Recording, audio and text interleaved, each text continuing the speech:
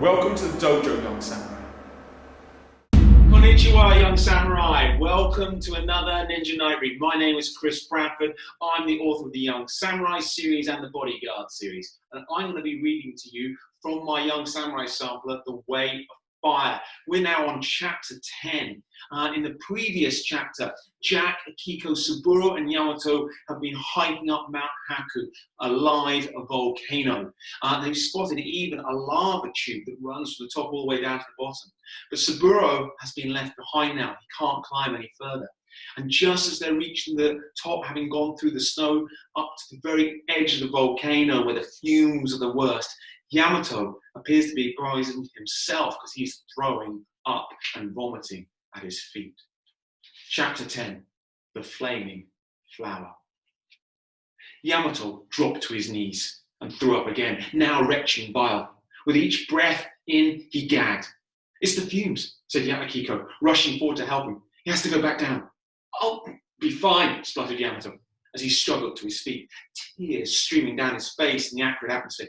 "You can't go on," insisted Akiko, gagging hard herself. "Go back and wait with Saburo." Yamato tried to argue, but couldn't.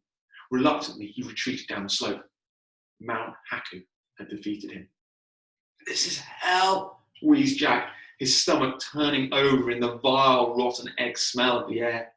He looked up at the steaming, cracked peak of Mount Haku. Yellow and white traces of sulfur scarred the ground like a contagious skin disease. Scattered rocks littered the cracked earth through which the mountain belched poisonous clouds of gas. Nothing could possibly grow here. Jack realized their quest was futile. Akiko pulled a spare cotton obi from her pack. Ripping the belt in half, she passed Jack a length, then wrapped her own section around her face. Jack did the same, and the gut-wrenching fumes were partially blocked out. She pointed ahead. Through the smoke, Jack thought he could see the outline of a man-made structure. As they approached, he was amazed to discover a wooden shrine. "Who would build a shrine on top of a live volcano?" said Jack. "Mount Haku is one of Japan's 3 most sacred mountains," explained Akiko. "The local monks pray here and make offerings to appease the mountain god." "Did we bring an offering?" asked Jack. She shook her head. "But it would be worth us praying for a Hakujo Maru." Akiko bowed 2 times before the shrine, then clapped twice to awaken the spirits. She made her wish and bowed once in thanks. They searched the alien landscape, but could see little through the swirling fumes, let alone anything that resembled a cactus. Akiko shrugged despondently, and Jack kicked out hard at a nearby rock.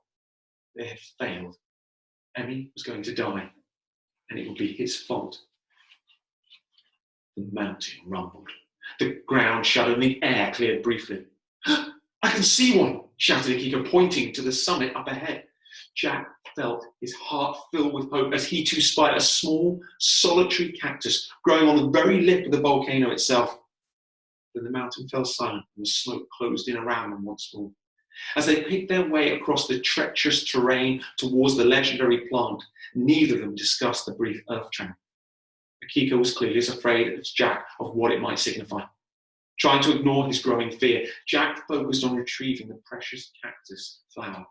They reached the edge of the crater, a jagged line of emptiness that fell away as if the world had collapsed in on itself. Jack could see nothing in the abyss below, but the air was hot, stinking, and barely breathable. He felt lightheaded and sick and could see Akiko struggling to cope too. They skirted the crater towards the cactus until they could go no further. Before them lay a stretch of old grey lava, its charred surface rippling like a stormy ocean, the crest of each wave sharp and spiny. On the other side was the cactus. "Looks solid enough," commented Akiko, picking up a loose rock and throwing it onto the lava. The stone bounced a couple of times before coming to a rest. Reassured, Akiko then placed a foot on the rough, knife-edged surface. "Be careful," said Jack. Though the ground appeared firm, he was worried she might trip and fall, only to be skewered on the hardened spikes of lava. Akiko nodded her understanding and took a moment to plan her route. Unexpectedly, she swayed and fell backwards. Jack caught her in his arms. thought I was going to black out, she gasped. Jack offered her some water. It's the heat and the air. I can hardly breathe. You should go back. I'll be all right in a moment, she said, pushing his hand away. It's Emmy whose time is running out. I'm afraid it's down to you now. Exhausted and nauseous, Jack was in no state to attempt such a crossing. But he had no choice. They had come so far, he couldn't give up now. Jack left Akiko and took his first tentative step onto the fractured lava surface. The edges threatened to cut his feet, and it was hard to maintain his balance. He tried to imagine he was walking over the rocky riverbed of the Tama rather than the live volcano. Halfway across, he began to feel dizzy. Despite the obi around his mouth, the poisonous sulfur fumes still seeped into his lungs. No doubt his mind playing tricks on him. He began to imagine the old lava beneath his feet growing hot. All of a sudden, he tripped and tumbled towards a spike of rock, just waiting to impale him. On reflex, Jack whipped out his bokken and thrust the wooden sword into the ground. The improvised walking stick gave him just enough support to regain his footing. Then the charred ground cracked and the bokken sunk into the rock.